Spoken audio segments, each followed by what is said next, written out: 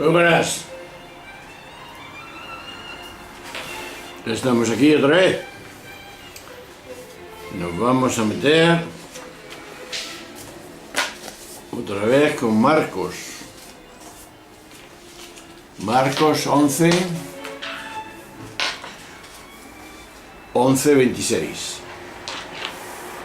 Estamos en tiempo ordinario, el octavo, y es la fecha del 27 de mayo, viernes del 2016. La pregunta hoy es la siguiente: ¿qué hay en mí de apariencia y de frutos?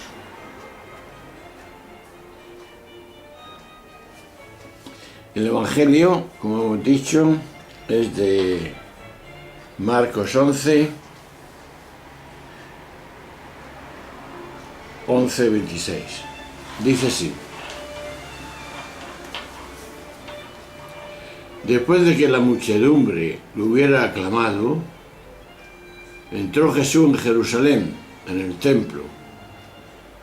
Lo estuvo observando todo. Y como era tarde, se marchó a Betania con los 12. Al día siguiente, cuando salió de Betania, sintió hambre. Vio de lejos una higuera con hojas. Como no era tiempo de higos, entonces le dijo: nunca jamás coma nadie de ti. Los discípulos le oyeron. Llegaron a Jerusalén, entró en el templo, se puso a echar a los que traficaban allí, volcaban las mesas de los cambistas y los puestos de los que vendían palomas, y no consentía que a nadie transportara objetos por el templo. Y los instruía diciendo: ¿no está escrito, mi casa se llama casa de oración para todos los pueblos? Vosotros, en cambio, la habéis convertido en una cueva de bandidos. Se enteraron los sumos sacerdotes y los letrados, como le tenían miedo, porque todo el mundo estaba asombrado de su enseñanza. Buscaban una manera de acabar con él. Cuando atardeció, salió de la ciudad, y a la mañana siguiente, al pasar, vieron la higuera seca de raíz. Pedro cayó en la cuenta y le dijo a Jesús: Maestro, mira, la higuera que maldijiste se ha secado. Jesús le contestó: tener fe en Dios. Os aseguro que si uno dice a ese monte: quítate de ahí y tírate al mar, no con dudas, sino con fe en que sucederá lo que dice, lo obtendrá. Por eso os digo, cualquier cosa que pidáis en la oración, creed que os lo ha concedido y lo obtendréis. Cuando os pongáis a orar, perdonad lo que tengáis contra otros, para que también vuestro Padre del cielo perdone vuestras culpas. Pues estamos una cosa muy corriente que nos puede pasar a todos: la apariencia y los frutos. Marcos ha narrado la primera acción simbólica, la de entrada de Jesús en Jerusalén. Como rey, inmediatamente antes de este nuevo relato, la segunda va a ser la toma del tiempo, porque no se trata, como se ha presentado con frecuencia, de una purificación del recinto religioso, provocada por la especial simpleza religiosa de Jesús al ver todo en el momento mercantil que en él tuvo lugar. toma aquella actividad dentro del templo. No solo estaba regulada y legitimada, sino que resultaba imprescindible para que la propia actividad del templo, los sacrificios, fueran posibles. No se trataba de una purificación, sino del anuncio de su final. En realidad es el mismo autor el que lo deja claro al situar el episodio del templo, utilizando el recuerdo de la inclusión dentro del otro eminentemente simbólico, como es el de la higuera. El hecho de que la acción sobre el templo se sitúe entre la maldición de la higuera y el cumplimiento de la misma hace de esta un símbolo de aquel, así como la higuera presenta una apariencia engañosa que oculta su esterilidad real. Esa realidad real de sí mismo, del templo y la religión, tiene una presencia incluso majestuosa, pero nada de fruto. Eso significa que como la higuera son objetos de maldición y están llamados a desaparecer, tener fe, dice Jesús, cae el templo, queda una fe, es un modo de ver que fundamentalmente toda la vida es esa oración. Pasamos más directamente diciendo que el relato de los mercaderes del templo en el Evangelio de Marcos se presenta precedido y seguido del extraño episodio, como hemos dicho antes, de la higuera, en la que Jesús no encuentra fruto. Jesús la maldice y se seca y se queda sin vida y sin frutos para siempre. Lo de la higuera, como es lógico, es un hecho simbólico, lo hemos dicho antes ya que no era tiempo de higos. No tenía sentido ni buscar higos en ella, ni castigarla con una maldición, como no tenía por qué dar frutos. La higuera, que era estéril, es símbolo de una esterilidad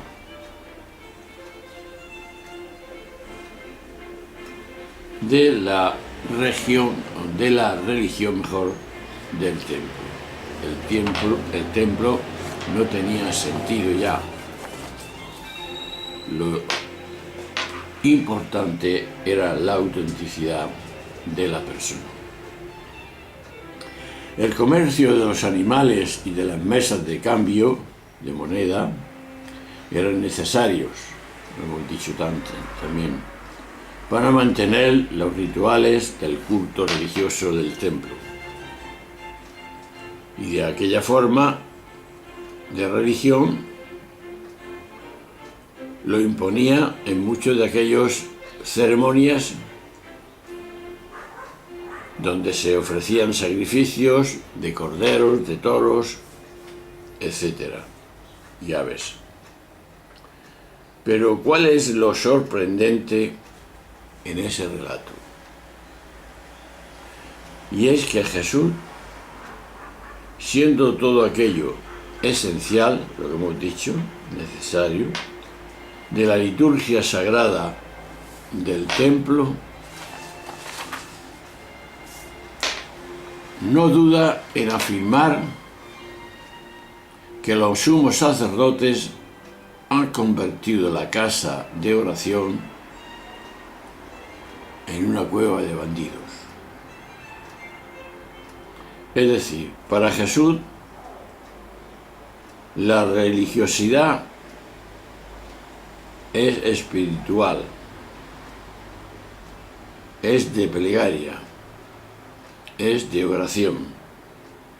Los ritos y las ceremonias tienen el peligro de hacer de la religión un negocio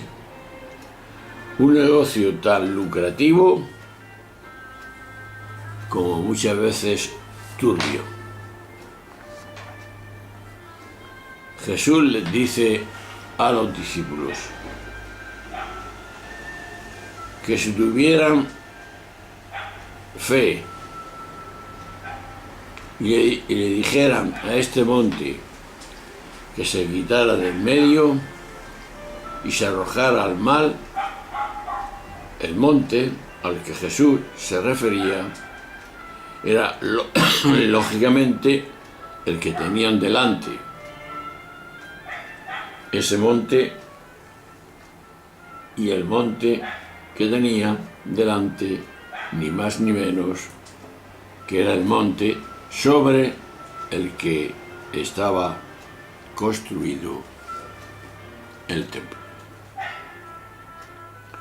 Con lo cual Jesús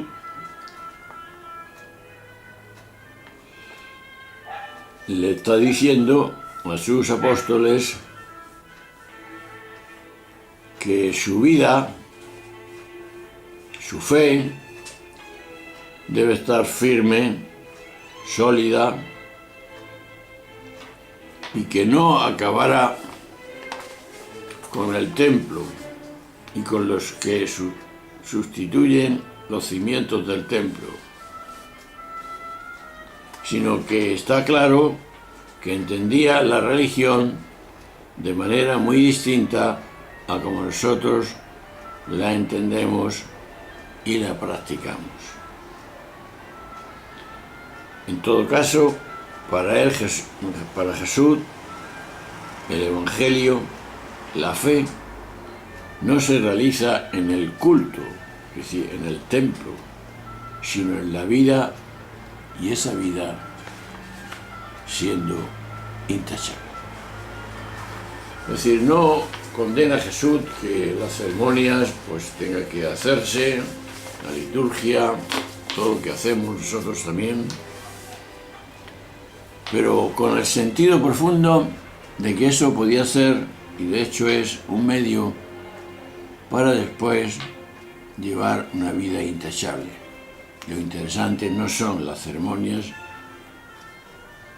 no son simplemente las asambleas, sino llevar una vida intachable de cara a los demás y de cara a Dios. Ahí está, en definitiva, el sentido profundo de la fe. Jesús se atreve a decir que si con fe fuerte, sólida, le dice a este monte que se vaya, que se quite de ahí, en este caso estaba, como hemos dicho, mirando dónde estaba construido el templo, encima de ese monte, pues desaparecerá. Que quiere decir que lo interesante es la vida intachable, la vida inmejorable, la vida de testimonio que la fe nos lleva a esa realidad. Pues bien, ahí tenemos sentido profundo porque Jesús critica el templo. Ya iremos más adelante también, que sigue este tema, sobre el sentido profundo de que debe ser y somos cada uno templo del Espíritu Santo. Bueno, amigos, hasta otro momento en que nos veremos. Será el 28 de mayo, sábado, del tiempo ordinario, el octavo. Hasta ahora os dejo con una música.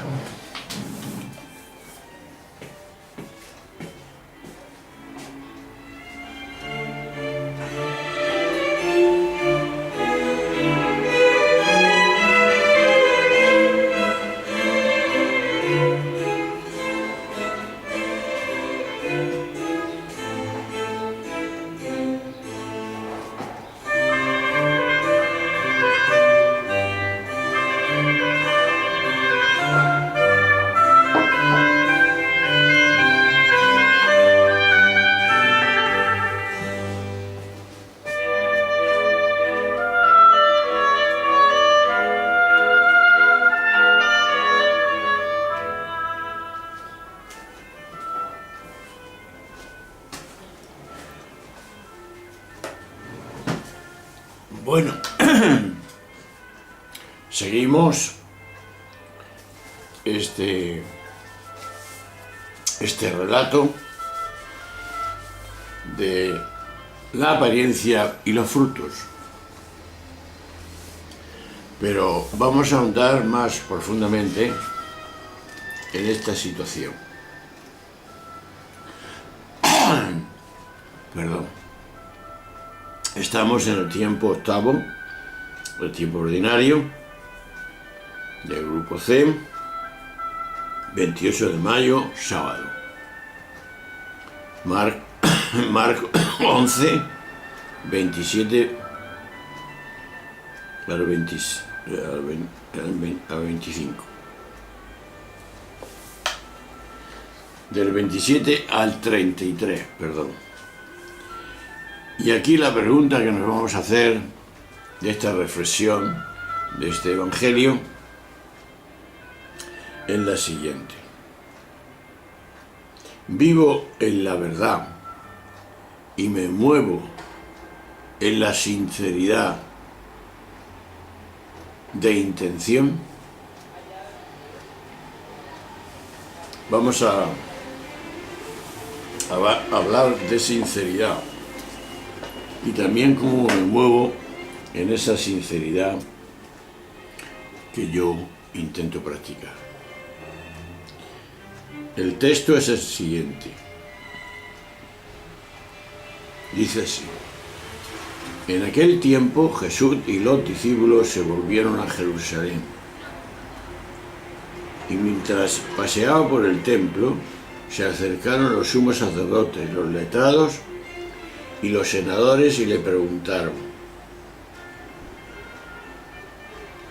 ¿con qué autoridad haces esto? ¿Quién te ha dado semejante autoridad? Jesús le replicó: os voy a hacer una pregunta y si me la contestáis os diré con qué autoridad hago esto. ¿El bautismo de Juan era cosa de Dios o de los hombres? Contestarme. Se pusieron a deliberar. Si decimos que es de Dios, dirá: ¿y por qué no lo habéis creído?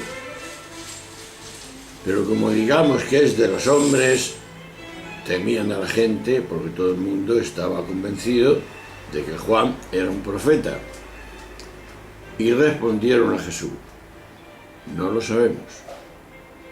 Jesús le replicó: pues tampoco yo os digo con qué autoridad hago esto. Vaya autoridad que tenía Jesús. Impecable. El primer comentario que podemos hacer a este hecho no parece casual ni superflua la indicación con la que el narrador inicia este párrafo. Jesús se paseaba por el templo. Si se nos ha hecho ver que el templo ha llegado a su final, como hemos visto en la sesión anterior, carece de sentido ir a orar, si ahí es donde tenemos que orar, sino en nuestra vida. Probablemente por eso Marcos introduce ese dato intencionado. La entrada en Jerusalén y la acción sobre el templo ha sido gesto simbólico, cargados ese gesto de contenido y de novedad. Por lo tanto, parece lógico que se cuestione ahora la autoridad de quien ha actuado con tal osadía. Como podía ser de otro modo, en esta controversia sobre la autoridad de Jesús, entra en escena los representantes de los tres grupos que formaban el tribunal judío: el Sanedrín, los sumos sacerdotes, los maestros de la ley, doctores y letrados, y los ancianos o senadores. Y vemos que la autoridad religiosa que ha sido cuestionada en su raíz pide ahora las credenciales de quien la critica, que es Jesús. Aquí se da es típico de las autoridades religiosas no reconocer otra autoridad por encima de ella.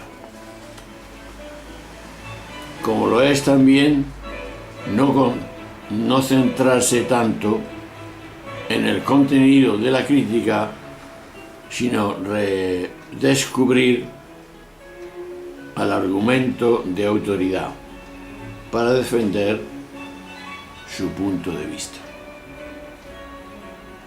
Jesús debió de percibir en sus interlocutores, no podría comprender su propuesta y le responde al mejor estilo rabínico, con otra pregunta sobre la figura del famoso Juan Bautista. Se trata de una salida ingeniosa por parte de Jesús, que consigue, sin decirlo, desautorizar a quienes preguntaban por su autoridad. Porque no puede reclamar autoridad quien no parte de la verdad y de la limpieza de intención. Esto es algo que ocurre invariablemente cada vez que se colocan los intereses a los principios por encima del bien de las personas. ¿Qué nos dice el Evangelio? El Evangelio de Mateo sobre esto recoge estas palabras de Jesús. No deis lo santo a los perros, ni echéis vuestras perlas a los puercos, no sea que los pisoteen, se vuelvan contra vosotros y os destrocen. A falta de una actitud de apertura y de sinceridad, no hay mejor recurso en la vida que hacer ver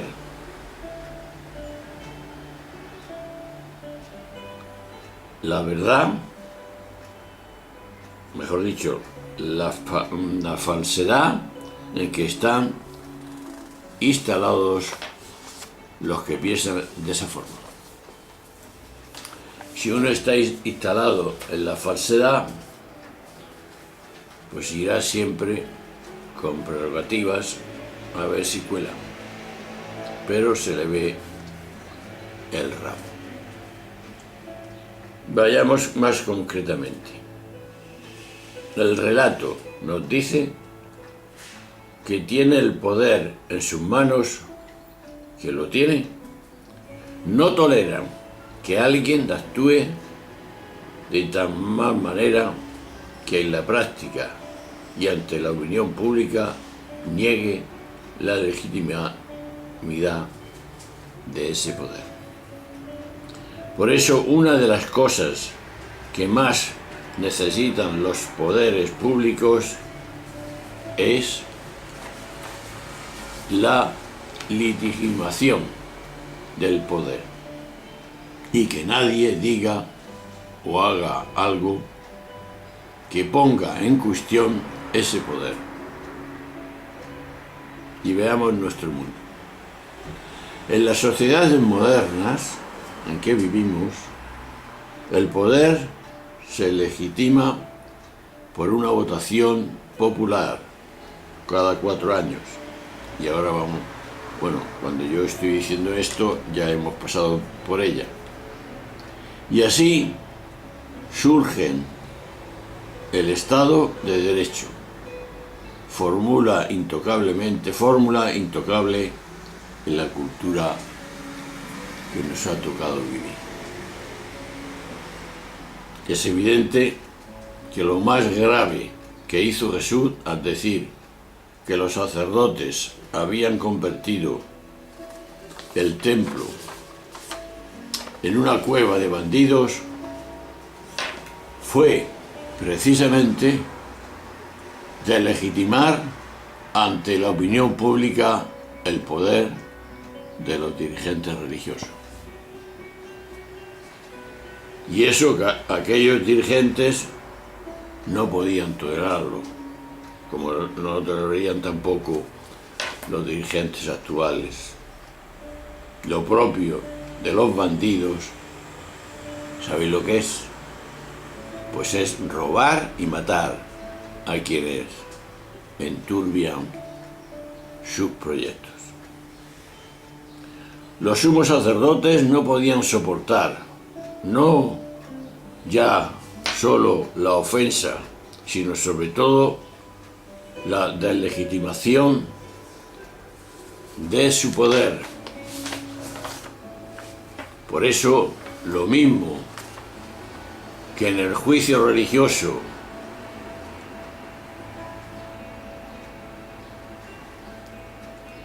que en el camino de la cruz, lo que echan en cada día a Jesús, le echan en cara, fue lo que dijo en el templo, es sin duda alguna lo que más le dolió a ellos. En el fondo del problema es que el episodio del templo se pusieron frente a frente la incoherencia corrupta de los sacerdotes y la coherencia ejemplar de Jesús. Tanto los sacerdotes como Jesús eran personajes públicos que todos los veían. Es decir, la gente sabía la mentira de los sacerdotes y sabía también la veracidad, la verdad en que vivía Jesús. Por así tenemos que decir, quienes van por la vida